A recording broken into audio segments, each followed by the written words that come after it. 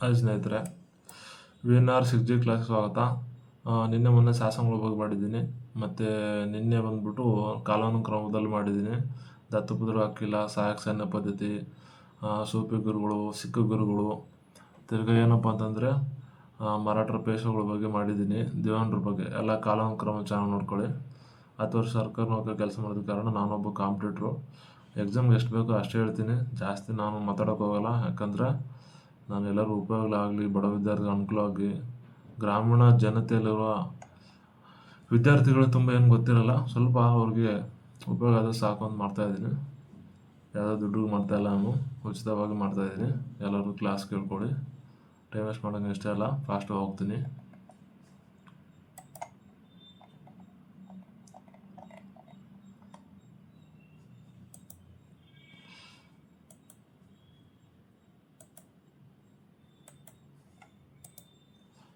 ನೋಡಿ ಸ್ನೇಹಿತರೆ, ಈ ದಂಗೆಗಳು ಮುಖ್ಯವಾಗಿ 1857ರ ಸಂಗ್ರಾಮ, ಎರಡೇ ಬಂದ್ಬಿಟ್ಟು ರೈತರ ದಂಗೆಗಳು, ಆಮೇಲೆ ಬುಡಕಟ್ಟು ದಂಗೆಗಳು ಅಂತ ಬರುತ್ತೆ. ನೆಕ್ಸ್ಟು ಕರ್ನಾಟಕ ಏಕೀಕರಣ ಮತ್ತು ಅಲೆಗಳಿ ಬೇಡರ ದಂಗೆ. ಈ 5 ಚಾಪ್ಟರ್ ಏನಪ್ಪ ಅಂತಂದರೆ ಭಾಳ ಇಂಪಾರ್ಟೆಂಟು. ದಂಗೆಗಳು ಕಾಲಾನುಕ್ರಮ ಕೇಳ್ತಾರೆ, ರೈತರ ದಂಗೆಗಳು, ನೀಲಿ ಬೆಳಗಾರ ದಂಗೆ, ಬುಡಕಟ್ಟು ದಂಗೆಗಳು ಕೇಳ್ತಾರೆ, ಆಯಿತಾ, ಮಾಪಿಳ್ಳೆ ದಂಗೆಗಳು ಅಂತ. ಕರ್ನಾಟಕ ದಂಗೆಗಳು ಮುಖ್ಯವಾಗಿ ಭಾಳ ಬೂದಿ ಬಸಪ್ಪ ಅಲ್ಲಿ ದಂಗೆಗಳು ಬರ್ತವೆ. ಅಲೆಗಲಿ ಬೇಡರ ದಂಗೆಗಳು ಬರ್ತವೆ, ಅಲೆಗಲಿ ಬೇಡರ ದಂಗೆ, ಸಶಸ್ತ್ರೀಕರಣ ದಂಗೆಗಳು ಅಂತೂ ಬರ್ತವೆ. ನೆಕ್ಸ್ಟ್ ಏನಪ್ಪ ಅಂತಂದರೆ ನಾನು ಹೇಳ್ತಾ ಇರೋದು ನಿಮಗೆ, ಈ ದಂಗೆಗಳ ಬಗ್ಗೆ ತುಂಬ ಕ್ವಶನ್ಸ್ ಇದೆ, UPSC ಅಲ್ಲಿ ಕೇಳ್ತಾರೆ ತುಂಬ ಇಂಪಾರ್ಟೆಂಟ್ ಆಗಿ. ಕಾರಣಗಳೇನು, ದಂಗೆ ಪರಿಣಾಮಗಳೇನು ಎಲ್ಲ ನಿಮ್ಗೆ ಹೇಳ್ತೀನಿ. ಫಸ್ಟು 1857 ದಂಗೆ ಬಗ್ಗೆ ಸ್ವಲ್ಪ ಇನ್ಫಾರ್ಮೇಷನ್ ಕೊಟ್ಬಿಟ್ಟು ನಿಮಗೆ ಕ್ವಶನ್ ಪೇಪರ್ ಏನಪ್ಪ ಅಂದರೆ ಯಾವ ಥರ ಕೇಳಿದರೆ ಯಾವ ಥರ ಕೇಳ್ಬೋದು ಅಂತ ನಾನು ಹೇಳ್ತೀನಿ. ಆಮೇಲೆ ಬೇಕಾದ್ರೆ ನೀವು ಕ್ವಶನ್ ಪೇಪರ್ ನೋಡ್ಕೊಳ್ಳಿ. ಫಸ್ಟ್ ಒಂಚೂರು ಎಕ್ಸ್ಪ್ಲೇನ್ ಮಾಡಿಬಿಡ್ತೀನಿ. ದಂಗೆ 1857 ಸ್ವಲ್ಪ ಗೊತ್ತಿರಬೇಕಲ್ಲ, ಸ್ವಲ್ಪ ಗೊತ್ತಿದ್ರೆ ನೀವು ಆನ್ಸರ್ ಮಾಡ್ತೀರಾ, ಅದಕ್ಕೆ.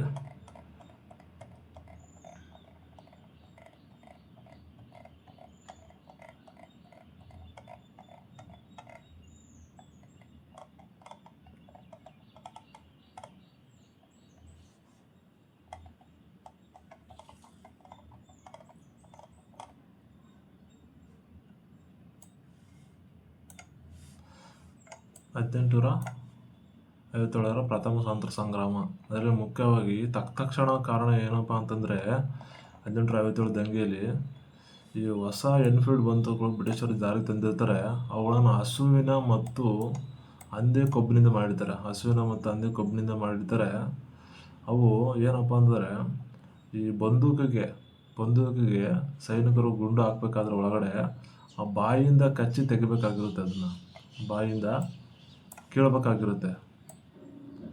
ಆದ್ದರಿಂದ ಅಲ್ಲಿ ಹಸು ಹಿಂದೂಗಳಿಗೆ ಪವಿತ್ರ ಆಗಿರುತ್ತೆ. ಯಾಕಂದರೆ ಹಸು ಮಾಂಸ ಬಳಸಿರ್ತಾರೆ. ಮುಸ್ಲಿಮರಿಗೆ ನಿಷಿದ್ಧವಾಗಿರುತ್ತೆ, ಯಾವುದು ಹಂದಿ ಮಾಂಸನ ಬಳಸಿರ್ತಾರೆ. ಹಸು ಹಿಂದೂಗಳಿಗೆ ಪವಿತ್ರವಾಗಿರುತ್ತೆ, ಹಂದಿ ಮುಸ್ಲಿಮರಿಗೆ ನಿಷೇಧವಾಗಿರುತ್ತೆ. ಇವೆರಡು ಬಳಕೆಯಿಂದ ಅವರು ಮುಸ್ಲಿಮರು ಮತ್ತು ಹಿಂದೂಗಳು ಅದನ್ನು ವಿರೋಧಿಸ್ತಾರೆ. ಬ್ರಿಟಿಷ್ ತಂದ ಹೊಸ ಎನ್ಫೀಲ್ಡ್ ಬಂದೂಕುಗಳನ್ನು ವಿರೋಧಿಸ್ತಾರೆ. ಅಲ್ಲಿ ಬ್ರಿಟಿಷರು ಹಿಂದೂ ಮತ್ತು ಮುಸ್ಲಿಮರು ಆಕ್ರೋಶಗೊಳ್ತಾರೆ. ಇದು ದಂಗೆಗೆ ಮೇನ್ ಕಾರಣ ಆಗಿರುತ್ತೆ. ನೆಕ್ಸ್ಟ್ ಬಂದ್ಬಿಟ್ಟು ದಂಗೆಯ ಗತಿ ಏನಾಯ್ತಪ್ಪ ಅಂತಂದರೆ, ದಂಗೆಯ ಗತಿ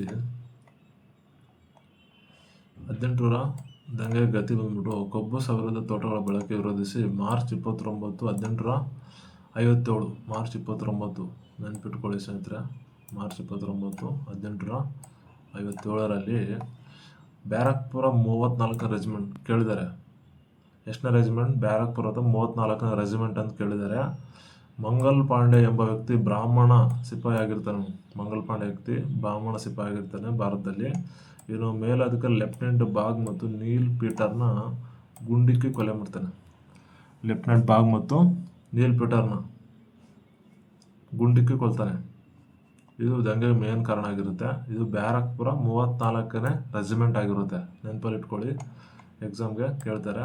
ಬ್ಯಾರಕ್ಪುರ 34ನೇ ರೆಜಿಮೆಂಟ್ ಆಗಿರುತ್ತೆ. ಯಾರು ಕೊಲ್ತಾನೆ? ಲೆಫ್ಟಿನೆಂಟ್ ಬಾಗ್ ಮತ್ತು ನೀಲ್ ಪೀಟರ್ನ ಕೊಲೆ ಮಾಡ್ತಾನೆ. Very important. ಮಾರ್ಚ್ 29, 1857.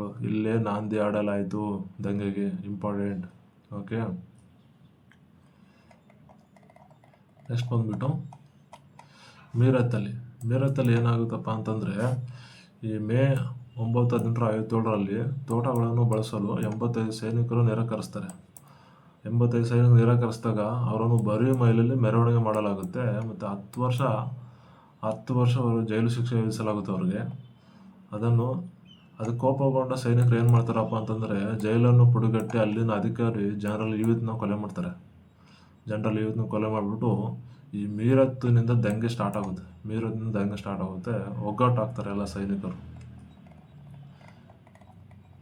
ಆಮೇಲೆ ದೆಹಲಿಯಲ್ಲಿ ಬಂದ್ಬಿಟ್ಟು ಮೇ 11, 1857 ದೆಹಲಿ ಕ್ರಾಂತಿಕಾರಿಗಳ ವಶವಾಯಿತು. ಅಂದರೆ ದೆಹಲಿ ಫಸ್ಟ್ ಏನಪ್ಪ ವಶಪಡಿಸ್ಕೊಂಡ್ಬಿಟ್ಟು ಅಲ್ಲಿನ 2ನೇ ಬಹದ್ದೂರ್ ಶಾನನ್ನು ಭಾರತ ಚಕ್ರವರ್ತಿ ಎಂದು ಘೋಷಣೆ ಮಾಡ್ತಾರೆ.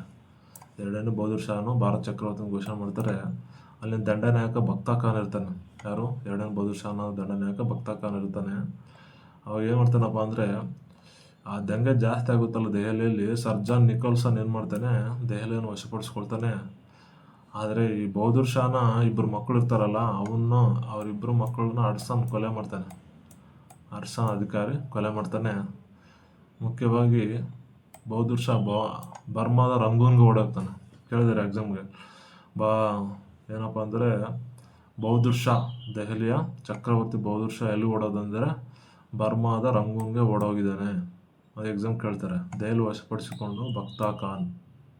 ಓಕೆ, ದಂಡನಾಯಕ ಅಲ್ಲ, ದೆಹಲಿಯನ್ನು ವಶಪಡಿಸಿಕೊಂಡಿದ್ದು ನಿಕೋಲ್ಸನ್, ದಂಡನಾಯಕ ಬಕ್ತಾ ಖಾನ್ ಆಗ್ತಿದ್ದು. ಇಂಪಾರ್ಟೆಂಟ್ ಎಕ್ಸಾಮ್ಗೆ ಏನಪ್ಪ ಅಂದರೆ ಅರ್ಸನ್ ಒಂದು ಇಂಪಾರ್ಟೆಂಟು, ನಿಕೋಲ್ಸನ್ ಇಂಪಾರ್ಟೆಂಟು.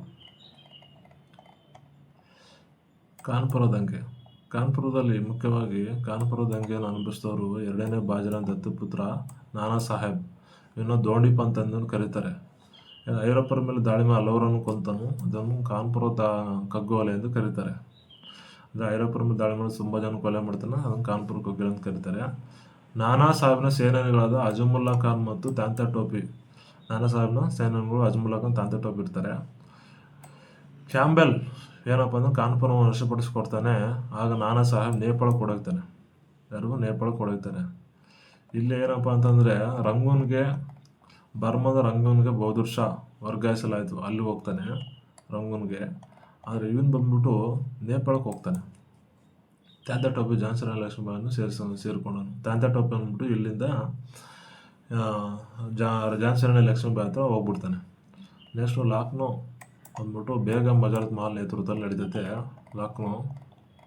ಲಕ್ನೋದಲ್ಲಿ ಮುಖ್ಯವಾಗಿ ಹೆನ್ರಿ ಲಾರೆನ್ಸ್, ಅಜೀಜ್ ಖಾದರ್ ಅವನ ನಾಮವನ್ನು ಘೋಷಿಸಿದಳು. ಅಂದರೆ ಕಾನ್ಪುರದ ಬೇಗಂ ಮಗಳಿದ್ದಾನಲ್ಲ, ಬೀಜಸ್ ಖಾದರ್ನನ್ನು ಅವನ ನಾಮನ್ನು ಘೋಷಿಸ್ತಾಳೆ. ಅದನ್ನು ಸಾಯಿಸಲಾರದ ಬ್ರಿಟಿಷ್ ಅಧಿಕಾರಿ ಹೆನ್ರಿ ಲಾರೆನ್ಸು ಕೊಲೆ ಮಾಡ್ತಾನೆ ಅವನ ಮಗನ. ಬೇಗಂ ನೇಪಾಳಕ್ಕೆ ಓಡೋಗ್ತಾಳೆ. ನೋಡಿ, ಯಾವುದು ಓಡೋಗ್ತಾರೆ, ಯಾರು ಇಲ್ಲ ಅಂತ ನೆನಪಲ್ಲಿ ಇಟ್ಕೊಳ್ಳಿ. ಫಸ್ಟು ಬರ್ಮಾದ ರಂಗೂನ್ ಓಡೋಗಿದ್ದು ಯಾರಪ್ಪ ಅಂತಂದರೆ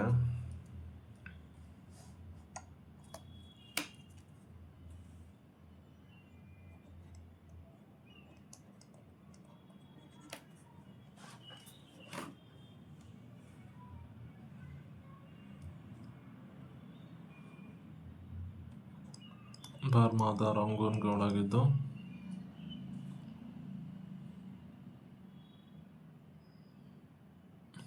ನೇಪಾಳಕ್ಕೆ ಓಡೋಗಿದ್ದು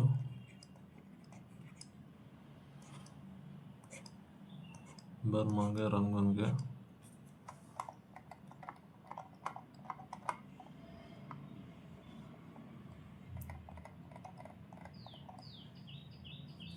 ಆಮೇಲೆ ನೇಪಾಳಕ್ಕೆ ಓಡೋಗಿದ್ದು.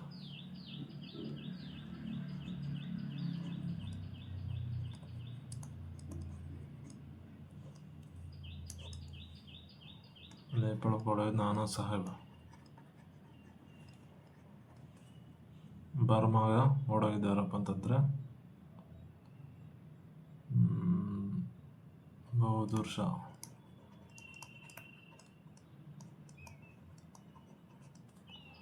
ನೇಪಾಳಕ್ಕೆ ಓಡೋಗಿದ್ದ ಬೇಗಂ ಹಜರತ್ ಮಹಲ್.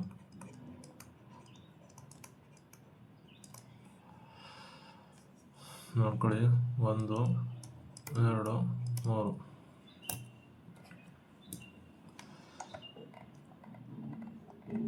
ನೆಕ್ಸ್ಟ್ ಝಾನ್ಸಿ ರಾಣಿ ಲಕ್ಷ್ಮೀಬಾಯಿ ಬಂದ್ಬಿಟ್ಟು ಈ ತಾಂತೆ ಟೋಪಿ ಅಲ್ಲಿಂದ ಓಡ್ ಬಂದ್ಬಿಟ್ಟು ಝಾನ್ಸಿ ರಾಣಿ ಲಕ್ಷ್ಮೀಬಾಯಿ ಹತ್ರ ಸೇರ್ಕೊಂಡಿರ್ತಾನೆ ತಾಂತೆ ಟೋಪಿ.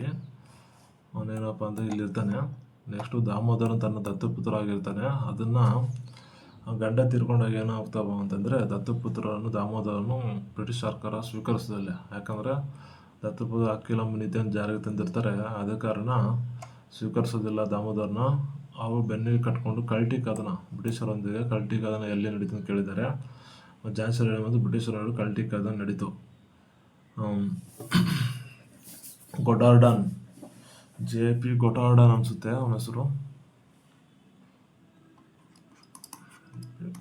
ಗೋರ್ಡನ್.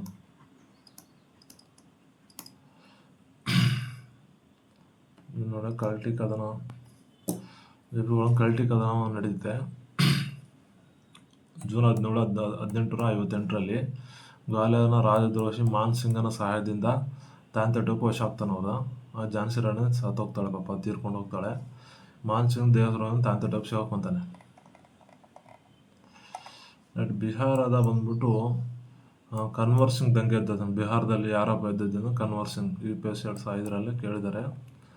ಮತ್ತು ಪೈಜಾಪುರದಲ್ಲಿ ಬಂದ್ಬಿಟ್ಟು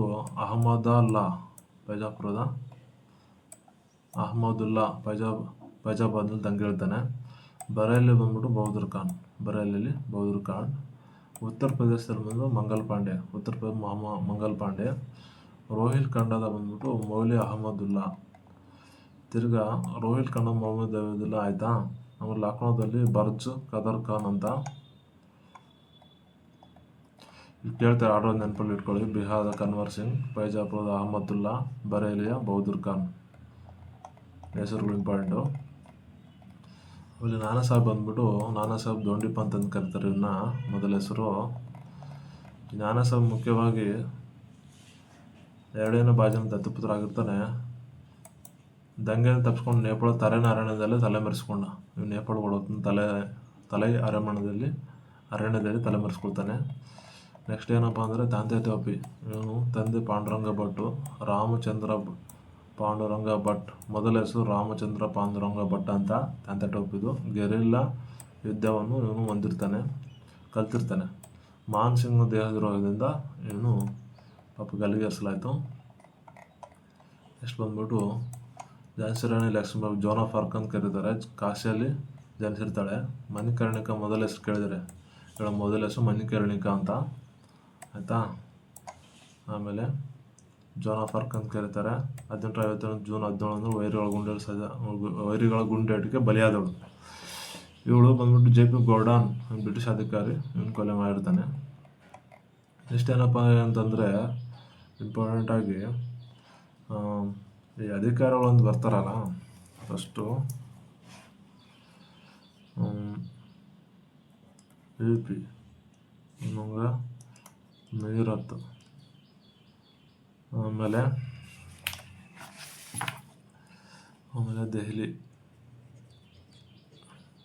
ದೆಹಲಿ, ಕಾನ್ಪುರ, ಆಮೇಲೆ ಲಕ್ನೋ. ಯಾರು ಬ್ರಿಟಿಷ್ ಅಧಿಕಾರಿಗಳು ಇದ್ರು ಅಂತ ನೆನಪಿಟ್ಕೊಳ್ಳಿ. ಯಾಕಂದರೆ ಎಕ್ಸಾಮ್ ಕೇಳ್ತಾರೆ. ಲೆಫ್ಟಿನೆಂಟ್ ಬಾಗ್ ಮತ್ತು ನೀಲ್ ಪೀಟರ್.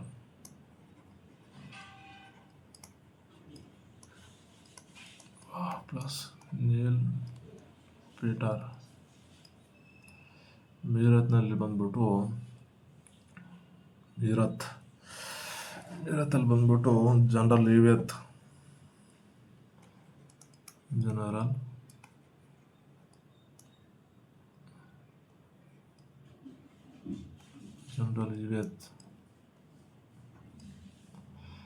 ದೆಹಲಿ ಬಂದ್ಬಿಟ್ಟು ಇಬ್ಬರು ಬರ್ತಾರೆ ದೆಹಲಿಯಲ್ಲಿ, ಮುಖ್ಯವಾಗಿ ನಿಕೋಲ್ಸನ್ ಮತ್ತು ಹಡ್ಸನ್.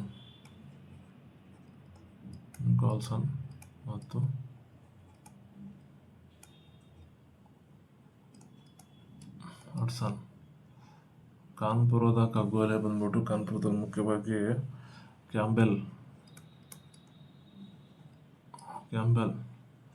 ಲಕ್ನೋದಲ್ಲಿ ಬೇಜಾರಾದ್ ಮಹಲ್ ಇರ್ತಾರಲ್ಲ, ಅಲ್ಲಿ ನಿಮ್ಗೆ ಏನಪ್ಪ ಅಂತಂದ್ರೆ ಮುಖ್ಯವಾಗಿ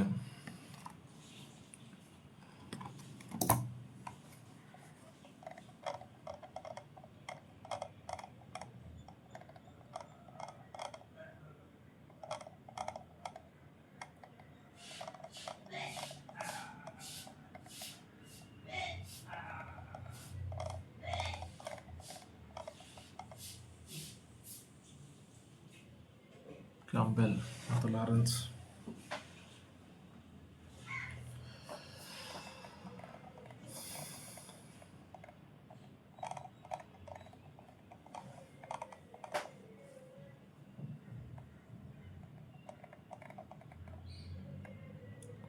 ಹೆನ್ರಿ ಲಾರೆನ್ಸ್.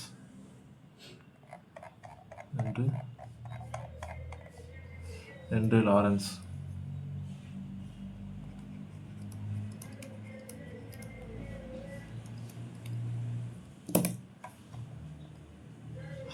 ಇಷ್ಟು ಮುಗಿದು ಕ್ವಶನ್ ಪೇಪರ್ ಹೋಗೋಣ ಈಗ.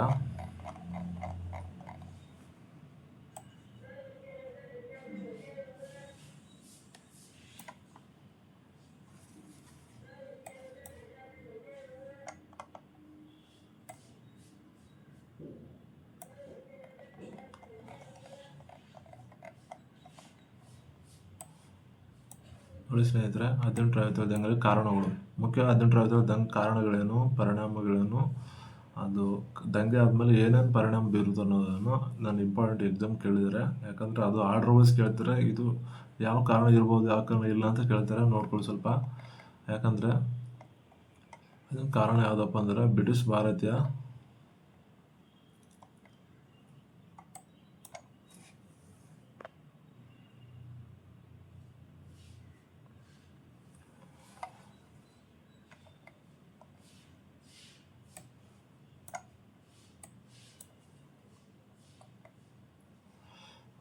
ಭಾರತೀಯ ಬ್ರಿಟಿಷರು ಭಾರತೀಯ ಪಡೆಗಳಲ್ಲಿ ಯುರೋಪಿಯನ್ ಭಾರತೀಯ ಪಡೆಗಳ ಸಂಖ್ಯೆ ಅಸಮಾನತೆ ಉಂಟಾಯಿತು. ಅನ್ನೋದು ಬ್ರಿಟಿಷರು ಮತ್ತು ಯುರೋಪಿಯನ್ ಅಸಮಾನತೆ ಉಂಟಾಯಿತಾ ಅಂತ ಕೇಳಿದರೆ, ಬಂಗಾಳ ಸೈನ್ಯ ಸೇರ್ಪಡೆಗೊಳ್ಳುವ ಎಲ್ಲರನ್ನೂ ಭಾರತ ಒಳಗಡೆ ಹೊರಗಡೆ ಸೇವೆ ಸಿದ್ಧರಾಗುವಂತೆ ಆದೇಶಿಸುವಂತೆ ಸಾಮಾನ್ಯ ಸೇವಾ ದಾಖಲಾತಿ ಕಾಯ್ದೆ ಆಗಿತ್ತು. ಎನ್ಫೀಲ್ಡ್ ಪರಿಚಯ ಆಗಿತ್ತು. ಅಂದರೆ ಭಾರತೀಯರು ಸೈನಿಕರು ಯುರೋಪ್ ಸೈನಿಕರ ನಡುವೆ ಅಸಮಾಧಾನತೆ ಉಂಟಾಗಿತ್ತ ಅಂತ ಕೇಳಿದರೆ, ಅದು ಅಲ್ಲ. ಬಂಗಾಳ ಸೈನ್ಯ ಸೇರ್ಪಡೆಗೊಳ್ಳುವ ಎಲ್ಲರನ್ನೂ ಭಾರತ ಹೊರಗಡೆ ಸೇವೆ ಸಿದ್ಧರಾಗುವಂತೆ ಆದೇಶಿಸಲಾಯಿತು. ಅಂದರೆ ಭಾರತದಲ್ಲಿ ಒಳಗಡೆ ನಾವೇನು ಸೈನಿಕರು ಯುದ್ಧ ಮಾಡ್ತಿದ್ರು ಹೊರಗಡೆ ಹೋಗ್ಬೇಕು ಬೇರೆ ದೇಶಕ್ಕೆ ಅಂತಂದಾಗೆ. ಆದರೆ ನಮ್ಮ ರೂಲ್ಸ್ ಪ್ರಕಾರ ಹಿಂದೂಗಳು ಆಗಲಿ ನಮ್ಮ ಜನಾಂಗ ಆಗಲಿ ನದಿಗಳನ್ನು ದಾಟಿ ಸಮುದ್ರ ಅಥವಾ ಗಡಿಗಳನ್ನು ದಾಟಿ ಬೇರೆ ಕಡೆ ಹೋಗಂಗಿಲ್ಲ ಅಂತ ರೂಲ್ ಇತ್ತು. ಅದ ಕಾರಣ ಅದು ನಮಗೆ ವಿರುದ್ಧವಾಗಿತ್ತು. ಎನ್ಫೀಲ್ಡ್ ಬಂದೂಕು ಪರಿಚಯದಿಂದ ಏನಾಯ್ತಪ್ಪ ಅಂದ್ರೆ ದಂಗೆಗೆ ಮುಖ್ಯ ಕಾರಣ ಆಯಿತು. ಯಾರಪ್ಪ ಅಂದರೆ ಡಾಲೌಸಿ, ದತ್ತು ಹಕ್ಕಿಲ ದಂಗೆಯಾದ್ರೆ ಕಾರಣಗಳು ಏನಪ್ಪ ಅಂತಂದರೆ, ಈ ದತ್ತುಪುತ್ರ ಹಕ್ಕಿಲ ಅನ್ನೋ ಕಾರಣ ತಂತಲ್ಲ, ಬ್ರಿಟಿಷ್ ಭಾರತದಲ್ಲಿ ಮುಖ್ಯವಾಗಿ ಕೆಲವು ರಾಜಮನೆತನಗಳು ಹೊಂಟೋದು. ಯಾರಿಗೆ? ಬ್ರಿಟಿಷರಿಗೆ. ಸತಾರ, ನಾಗ್ಪುರ, ಝಾನ್ಸಿ, ಭರತ್ಪುರ, ಜೈಪುರ, ಸಂಬಲ್ಪುರ ಇವೆಲ್ಲ ಹೊಂಟೋದ್ವಲ್ಲ. ನಾನಾ ಸಾಹೇಬ್ಗಳು ತೊಂದರೆ ಉಂಟಾಯಿತು. ಆದ ಕಾರಣ ಇಲ್ಲಿ ದಂಗೆಗೆ ಮುಖ್ಯ ಕಾರಣ ದತ್ತು ಮಕ್ಕಳ ಹಕ್ಕಿಲ ಅನ್ನೋ ಕಾರಣ ಒಂದು ಪಾಯಿಂಟು. ಎರಡು, ಆಕ್ರಮಿತ ರಾಜ್ಯಗಳ ಸೇನಾ ಪದ್ಧತಿ, ಬ್ರಿಟಿಷರ ಜನಾಂಗ ಶ್ರೇಷ್ಠ ನೀತಿ. ಅಂದರೆ ಆಕ್ರಮಗೊಂಡ ರಾಜ್ಯಗಳು ಇದಾವಲ್ಲ ಅವ್ರ ಮೇಲೆ ದಬ್ಬಾಳಿಕೆ ಮಾಡ್ತಾಯಿದ್ರು. ಇನ್ನೊಂದೇನಪ್ಪ, ಆಡಳಿತದಲ್ಲಿ ಉನ್ನತ ಹುದ್ದೆಗಳನ್ನು ಬ್ರಿಟಿಷರಿಗೆ ಕೊಟ್ಬಿಟ್ಟು ಸಾಮಾನ್ಯ ಹುದ್ದೆಗಳನ್ನು ಭಾರತೀಯರಿಗೆ ಕೊಡ್ತಾಯಿದ್ರು. ಭಾರತ ಕಚ್ಚಾ ವಸ್ತು ಸಿದ್ಧ ವಸ್ತುಗಳು ಮಾಡಿ ಬ್ರಿಟಿಷರು ಅತಿಯಾದ ಬೆಲೆಗೆ ಮಾರ್ಕೊಳ್ತಾಯಿದ್ರು. ಐದನೇದು ಬಂದ್ಬಿಟ್ಟು ಸಾಮಾಜಿಕ ಕಾಯ್ದೆಗಳು ಭಾರತೀಯ ಹೊಸದಾಗಿತ್ತು. ಸತಿ ಪದ್ಧತಿ, ಗೋವು ಪದ್ಧತಿ, ಹೆಣ್ಣು ಶಿಶು ಹತ್ಯೆ ಈ ಕಾಯ್ದೆಗಳು ನಮಗೆ ಭಾರತೀಯರು ಅರ್ಥವಾಗಲಿಲ್ಲ. ಅವು ಹಿಂಸೆ ಅನಿಸ್ತು. ದಂಗೆ ಮೇನ್ ಕಾರಣ ಇಷ್ಟಿದೆ. ದತ್ತು ಹಕ್ಕಿಲ್ಲ ಅಥವಾ ಬ್ರಿಟಿಷ್ ಜನಾಂಗ ಶ್ರೇಷ್ಠ ನೀತಿ, ಭಾರತೀಯರನ್ನು ದೂರ ಇಟ್ಟಿದ್ದು ಹುದ್ದೆಗಳಿಂದ, ಕಚ್ಚಾ ವಸ್ತುಗಳ ಸಿದ್ಧತೆ, ಸಾಮಾಜಿಕ ಕಾಯ್ದೆಗಳು ಹೊಸದಾಗಿ ಅನಿಸಿತ್ತು. ದಂಗೆ ಪ್ರಮುಖ ಕಾರಣ KSET ಕೇಳಿದರೆ ಬ್ರಿಟಿಷರಿಂದ ದೇಶದ ಆರ್ಥಿಕ ಸುಲಿಗೆ. ದಂಗೆ ಪ್ರಮುಖ ಕಾರಣ ಬ್ರಿಟಿಷರಿಂದ ದೇಶದ ಆರ್ಥಿಕ ಸುಲಿಗೆ ಆಗಿತ್ತು. ಯಾಕಂತಂದರೆ ಆಡಳಿತದ ಮೇಲ್ವರ್ಗ ಮತ್ತು ಭಾರತೀಯರು ಹೊರಗಟ್ಟಿದ್ದು ಇದೇನಲ್ಲ. ಭಾರತ ರಾಜ್ಯಗಳು ಮತ್ತು ಆಳರಸರನ್ನೇ ಪದಚ್ಯುತಗೊಳಿಸಿದ್ದು ಇದು ಅಷ್ಟೊಂದು ಕಾರಣ ಆಗಿಲ್ಲ. ಧಾರ್ಮಿಕ ಪ್ರಚಾರ ಅದೊಂದು ಕಾರಣ ಆಗಲಿಲ್ಲ. ಆದರೆ ಬ್ರಿಟಿಷರಿಂದ ದೇಶದ ಆರ್ಥಿಕ ಸುಲಿಗೆ ಆಗ್ತಾಯಿತ್ತು. ಇದು ದಂಗೆಗೆ ಮೇನ್ ಕಾರಣ ಆಯ್ತಿತ್ತು. ಅಂದರೆ ಸ್ವಲ್ಪ ಅಮೌಂಟ್ ಹೋಗ್ತಾಯಿತ್ತು. ಸಿಪಾಯಿ ದಂಗೆ ತಕ್ಷಣ ಕಾರಣ ಏನಪ್ಪ ಅಂದರೆ, ಕಾಡಾ ತೋಪುಗಳ ಹಸುವಿನ ಮಾಂಸ ಲೇಪಿಸಿದ್ದು ತುಪಾಕಿಗಳಿಗೆ. ಮುಖ್ಯವಾಗಿ ಕೊಬ್ಬು ಸವರಿದ ತೂಟಗಳು. ಆಲ್ರೆಡಿ ಹೇಳಿದಲ್ಲ ಸ್ನೇಹಿತರೆ, ಅದು ಹಸು ಮತ್ತು ಹಂದಿ ಮಾಂಸ ಬಾಯಲ್ಲಿಟ್ಟುಕೊಂಡು ಮಾಡಬೇಕಾಗಿತ್ತು. ಆಮೇಲೆ CC 2011 ಕೇಳಿದರೆ ಬ್ಯಾರಕ್ಪುರ 1811 ಬಂಗಾಳದಲ್ಲಿ ಅಶಾಂತಿಯ ಮೊದಲ ಲಕ್ಷಣ ಎಲ್ಲಿ ಕಂಡುಬಂದಿತು? ಅಂದರೆ ಬ್ಯಾರಕ್ಪುರ ರೆಜಿಮೆಂಟಲ್ಲಿ ಎನ್ಫೀಲ್ಡ್ ಬಂದುಗಳು ಬಳಸ್ಬೇಕಾಗಿತ್ತಲ್ಲ 34ನೇ ರೆಜಿಮೆಂಟಲ್ಲಿ. ಅವಾಗ ಮಂಗಲ್ ಪಾಂಡೆ ಕೋಪ ಅಂದ್ಬಿಟ್ಟು ಸರ್ಜೆಂಟ್ ಮತ್ತು ಮೇಜರ್ ಹುಷನ್ನ ಕೊಲೆ ಮಾಡ್ತಾರೆ. ಇದು ದಂಗೆಗೆ ಮೇನ್ ಕಾರಣ ಆಗಿತ್ತು. ಯಾವ ಕಾರಣಕ್ಕೆ ವಿಫಲವಾಯ್ತಪ್ಪ ಅಂತಂದರೆ ಸೂಕ್ತ ಯೋಜನೆಗಳು ಇರಲಿಲ್ಲ, ನಾಯಕತ್ವ ಕೊರತೆ ಇತ್ತು. ಉದಾಹರಣೆ, ಕೆಲವು ಪ್ರದೇಶಗಳು ಸೀಮಿತವಾಗಿತ್ತು, ಕೆಲವು ಪ್ರದೇಶ ಸ್ಪ್ರೆಡ್ ಆಗಲಿಲ್ಲ.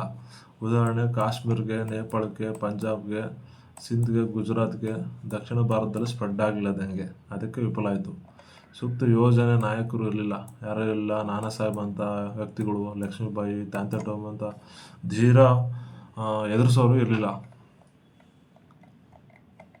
ಆಮೇಲೆ ವಿಲಿಯಂ ಟೈಲರ್ ನಿಕೋಲ್ಸನ್ ಮತ್ತು ಬ್ರಿಟಿಷರ್ ಸೇನೆಗೂ ದಕ್ಷ ಆಡಳಿತಗಾರರು ನೇಮಕ ಮಾಡಿದ್ದು ಈಸ್ಟ್ ಇಂಡಿಯಾ ಕಂಪನಿ. ಯಾಕಂತಂದ್ರೆ ಕಂಟ್ರೋಲ್ ಮಾಡೋದು. ದಂಗೆಕೋರೆಲ್ಲ ಐಕ್ಯತೆ ಕೊರತೆ ಇತ್ತು. ನಮ್ಮಲ್ಲಿ ತುಂಬ ಐಕ್ಯತೆ ಕೊರತೆ ಇತ್ತು. ಸೈನಿಕರು ಮತ್ತು ಹಿಂದೂಗಳಲ್ಲಾಗಲಿ ಮುಸ್ಲಿಮರಾಗಲಿ ತುಂಬ ಒಗ್ಗಟ್ಟಿನ ಕೊರತೆ ಇತ್ತು. ಆಮೇಲೆ 1857 ದಂಗೆ ಕೆಳಗಿನ ಯಾವ ಹೇಳಿಕೆ ಸರಿಯಾಗಿದೆ? ವಿದ್ಯಾವಂತ ಭಾರತೀಯರು ಇದರಲ್ಲಿ ಭಾಗವಹಿಸಲಿಲ್ಲ. ಮೇನ್ ಇಂಪಾರ್ಟೆಂಟ್ ಏನಪ್ಪ, ವಿದ್ಯಾರ್ಥಿಗಳು ಎಲ್ಲಿ ಎಜುಕೇಷನ್ ಹಾಳಾಗುತ್ತೆ ಅನ್ನೋ ಕಾರಣಕ್ಕೆ ವಿದ್ಯಾವಂತರು ಇಲ್ಲಿ ಭಾಗವಹಿಸೋಕ್ಕಾಗಲಿಲ್ಲ.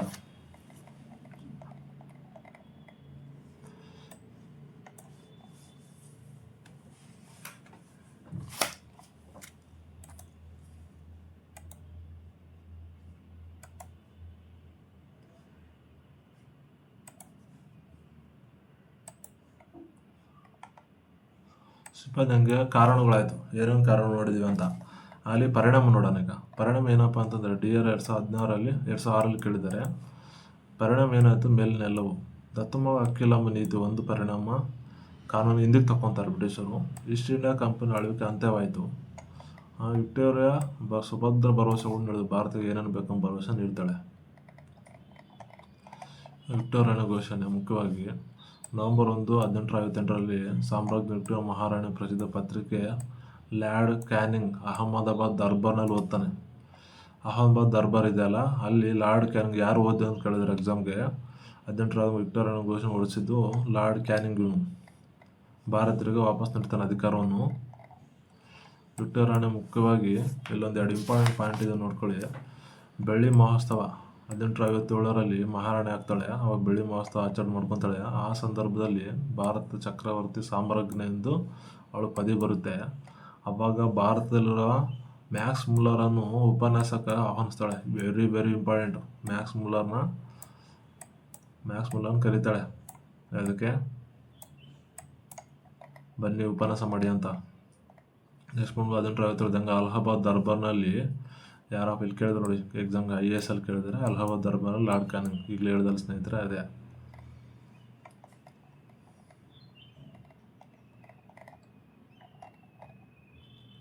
ಆಮೇಲೆ ಈ ದಂಗೆ ಪರಿಣಾಮ ಎಲ್ಲ ದಂಗೆ ಆದಮೇಲೆ ಏನೋ ಅವರು ಸವಲತ್ತು ಕೊಟ್ಟರು ಅಂತಂದ್ರೆ ಭಾರತೀಯರಿಗೆ ಮುಖ್ಯವಾಗಿ ಕೇಳಿದ್ರು ನೋಡಿ.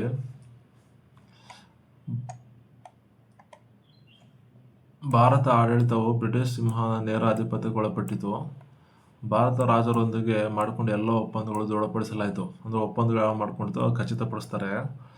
ಅರಸರೊಂದಿಗೆ ಮೂಡಿಬಂದ ಆಕ್ರಮಣಕಾರಿ ಭಯ, ಅರಸರಿಗೆ ಏನು ಭಯ ಇತ್ತು ಅದನ್ನು ನಿವಾರಣೆ ಮಾಡ್ತಾರೆ. ರಾಜರ ಹಕ್ಕುಗಳನ್ನು ಕೊಡ್ತಾರೆ. ಆಮೇಲೆ ಭಾರತೀಯರಿಗೆ ಸಂಪ್ರದಾಯಗಳನ್ನು ನಡವಳಿಕೆಗಳನ್ನು ಗೌರವಿಸ್ತಾರೆ. ಧಾರ್ಮಿಕ ಸ್ವಾತಂತ್ರ್ಯವನ್ನು ಮನ್ನಿಸುವ ಪಕ್ಷಪಾತವಿಲ್ಲದೆ ಧಾರ್ಮಿಕ ಸ್ವಾತಂತ್ರ್ಯ, ಯಾರಾದರೂ ಯಾವ ಧರ್ಮವನ್ನು ಆಚರಣೆ ಮಾಡ್ಬೋದು ಅಂದ್ಬಿಟ್ಟು ಅವ್ರಿಗೆ ಉತ್ತಮ ಸ್ವೇಚ್ಛೆ ಕೊಡ್ತಾರೆ. ಉತ್ತಮ ಆಡಳಿತ ಭರವಸೆ ನೀಡ್ತಾರೆ. ಮತ್ತು ದೇಶಿ ಸಂಸ್ಥೆಗಳು ಬ್ರಿಟಿಷ್ ಸಾಮ್ರಾಜ್ಯದ ಅವಿಭಾಜ್ಯ ಅಂಗಗಳೆಂದು ಘೋಷಣೆ ಮಾಡ್ತಾರೆ. ಇವೆಲ್ಲ ಭಾರತೀಯರು ಸವಲತ್ತು ನೀಡ್ತಾಳೆ ವಿಕ್ಟೋರಿಯಾ ಘೋಷಣೆ ಹೊರಡಿಸ್ಬಿಟ್ಟು. ಆಮೇಲೆ ಜನರಲ್ ಸರ್ವಿಸ್ ಎನ್ಲಿಸ್ಟ್ಮೆಂಟ್ ಆ್ಯಕ್ಟನ್ನು ಜಾರಿ ತಂದವರು Lord Canning. General service enlistment act ಜಾರಿ ತಂದಾರಪ್ಪ ಅಂದ್ರೆ ಲಾರ್ಡ್ ಕ್ಯಾನಿಂಗ್. ದೆಹಲಿಯ ಕೈವಶದ 1 ತಿಂಗಳೊಳಗೆ ಬಂಡೆವನ್ನು ಯಾವ ಪ್ರದೇಶದಲ್ಲಿ ಅಡಿಸಲಾಯಿತು ಅಂತಂದರೆ, ದೆಹಲಿ ಬೌದರ್ ಖಾನ್ ವಶವಾಗಿತ್ತಲ್ಲ, ಬೌದರ್ ಶಾಬ್ನ ವಶ ಮಾಡ್ಕೊತಾರಲ್ಲ ನಿಕೋಲ್ಸನ್ನು, ಆ ಸಮಯದಲ್ಲಿ ಮುಖ್ಯವಾಗಿ ನೆಕ್ಸ್ಟ್ ಏನೇನಪ್ಪ ಅಂತಂದರೆ ಈ ಕಾನ್ಪುರ ಮತ್ತು ಲಾಕ್ನೋ, ಈ ಕಾನ್ಪುರ ಐತಲ್ಲ ಈ ಲಾಕ್ನೋ, ಇವೆರಡು ಆರ್ಡರ್ ವೈಸು ವಶಪಡಿಸ್ಕೊತಾರೆ. ನೆಕ್ಸ್ಟ್ ಬಂದ್ಬಿಟ್ಟು ಝಾನ್ಸಿ, ಅಲಹಾಬಾದ್, ಜಗದೀಶ್ಪುರ ಇವು ವಶಪಡಿಸ್ಕೊತಾರೆ. ಇದು ಸಹಾಯಕ ಸೈನ್ಯ ಪದ್ಧತಿ ಬೇಡ. ಝಾನ್ಸಿ, ಅಲಹಾಬಾದ್, ಜಗದೀಶ್ಪುರ ನೆನಪಲ್ಲಿ ಇರಲಿ. ಹದಿನೆಂಟರ ಮೀರತ್ನಲ್ಲಿ ಸಿಪಾಯಿ ದಂಗೆ ಎದ್ದಾಗ ಬ್ರಿಟಿಷ್ ಕಮಾಂಡ್ ಅಧಿಕಾರಿ ಯಾರಾಗಿದ್ದ ಒಬ್ಬ ಹೆನ್ರಿ ಲಾರೆನ್ಸ್. ಮೀರತ್ತಲ್ಲೂ ರೆಜಿಮೆಂಟ್ ಆಗುತ್ತಲ್ಲ, ಹೆನ್ರಿ ಲಾರೆನ್ಸ್ ಇರ್ತಾನೆ ಅಲ್ಲಿ ಜೈಲಧಿಕಾರಿ, ಅವ್ನು ಕೊಲೆ ಮಾಡ್ತಾರೆ. ಇಲ್ಲಿ ನೋಡಿ, 90 ತೋಟಗಳನ್ನು ಬಳಸಲು ಮೀರತ್ ಸೈನಿಕರು ಒಳಲಾಯಿತು. 85 ಸೈನಿಕರು ನಿರಾಕರಿಸಿದರು. ಹೆನ್ರಿ ಲಾರೆನ್ಸ್ ಸೈನಿಕ ವಿಚಾರಣೆ ಮಾಡಿ ಸಮವಸ್ತ್ರವನ್ನು ಕಿತ್ತುಕೊಂಡು ಬಹಿರಂಗ ಬಯಲಲ್ಲಿ 10 ವರ್ಷ ಜೈಲು ಶಿಕ್ಷೆ ಮಾಡ್ತಾನೆ ಭಾರತೀಯ ಸೈನಿಕರಿಗೆ. ಆಮೇಲೆ ಜೈಲಿನಲ್ಲಿ ಸೈನಿಕರು ಬಿಡುಗಡೆಗೊಳಿಸಿದರು. ಮಾರೋ ಫಿರಂಗಿ, ಐರೋಪ್ಯರನ್ನು ಕೊಲ್ಲಿ ಎಂಬ ವಿಜಯೋತ್ಸವ ಆಚರಿಸ್ತಾರೆ ಸೈನಿಕರು. ದಂಗೆ ಘಟನೆ ಕಾಲಾನುಕ್ರಮದಲ್ಲಿ ಬರೀರಿ, ಅಂದರೆ ನೆಕ್ಸ್ಟ್ ಯಾವುದೋ ದಂಗೆ ಆಯಿತು ಯಾವುದೋ ಇಲ್ಲ ಅಂತ. ಇಲ್ಲಿ ನೋಡಿ, ದೆಹಲಿ ಸಿಪಾಯಿ ಮೆರವಣಿಗೆ ಕೆಂಪುಕೋಟೆ ಪ್ರವೇಶ. ಫಸ್ಟು ಕೆಂಪುಕೋಟೆ ಪ್ರವೇಶ ಮಾಡ್ತಾರೆ. ಎರಡನೇದು ಬಂದ್ಬಿಟ್ಟು ಮೊಘಲ್ ಸಾಮ್ರಾಜ್ಯ ಸ್ವತಂತ್ರ ರಾಜಧಾನಿ ಘೋಷಣೆ ಮಾಡ್ತಾರೆ. ದೆಹಲಿ ಮತ್ತು ಮೊಘಲ್ ಸ್ವತಂತ್ರ ರಾಜಧಾನಿ ಅಂತ ಘೋಷಣೆ ಮಾಡ್ತಾರೆ.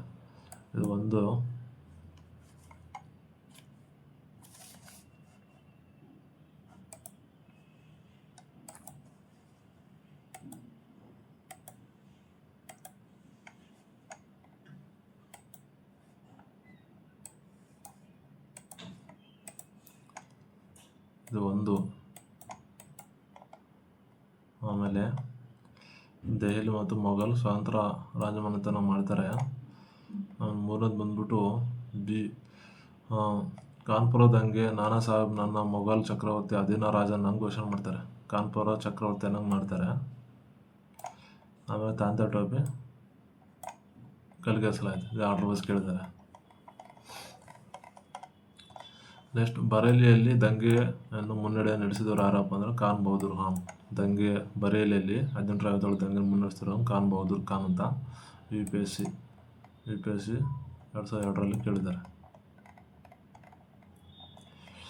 1857 ದಂಗೆ ಬ್ಯಾನರನ್ನು ಮ್ಯಾಂಡೋಸರ್ನಲ್ಲಿ ಎತ್ತಿದವರು ಯಾರಪ್ಪ ಅಂತಂದರೆ ಫಿರೋಜ್ ಶಾ. ಇಲ್ಲಿ ನೋಡಿ, UPSCಯಲ್ಲಿ ಕೇಳಿದ್ದಾರೆ. ಏನಪ್ಪ, ರಾಣಿ ಲಕ್ಷ್ಮೀಬಾಯಿ ಬಂದ್ಬಿಟ್ಟು ಮೌಲಾನಾ ಫೈಜಾಪುರ, ನಾನಾ ಸಾಹೇಬ್ ಬಂದ್ಬಿಟ್ಟು ಕಾನ್ಪುರ, ಮತ್ತು ಕನ್ವರ್ ಸಿಂಗ್ ಬಂದ್ಬಿಟ್ಟು ಜಗದೀಶ್ಪುರ, ರಾಣಿ ಲಕ್ಷ್ಮೀ ಬಂದ್ಬಿಟ್ಟು ಝಾನ್ಸಿ ಅಂತ ಇರಬೇಕಿದು. ನೋಡೋಣ. 1857 ದಂಗೆ ಬಂದ್ಬಿಟ್ಟು ಸರದಿ ಕಾಲಕ್ರಮ ಕೇಳಿದರೆ ಫಸ್ಟು ಯಾವುದಾಯ್ತು ಅಂತ. ಫಸ್ಟು ಬ್ಯಾರಕ್ಪುರದಲ್ಲಿ ಆಯಿತು, ನೆಕ್ಸ್ಟ್ ಬಂದು ಮೀರತ್ತಲ್ಲಿ ಆಯಿತು, ಆಮೇಲೆ ಬಂದ್ಬಿಟ್ಟು ದೆಹಲಿ ಬಂದ್ಬಿಟ್ಟು 4ನೇದು ಝಾನ್ಸಿ. ಇಂಪಾರ್ಟೆಂಟ್.